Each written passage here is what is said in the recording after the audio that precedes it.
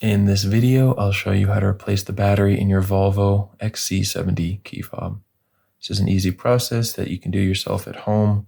You'll just need a flathead screwdriver and a CR2032 battery.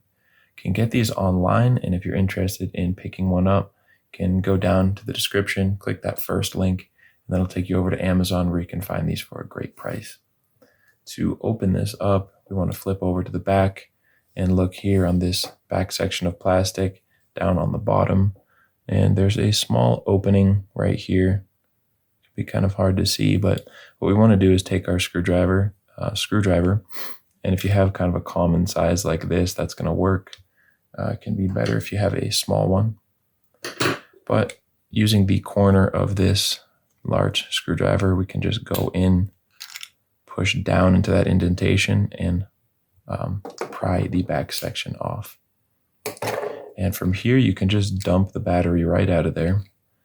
Go ahead and dispose of your old battery, grab your new CR2032 battery, and when you put it in, make sure that the positive side that has the plus sign on it is facing up, and you just slide it into place. It's going to kind of be loose in there, but as long as it's sitting down like that, that's perfect.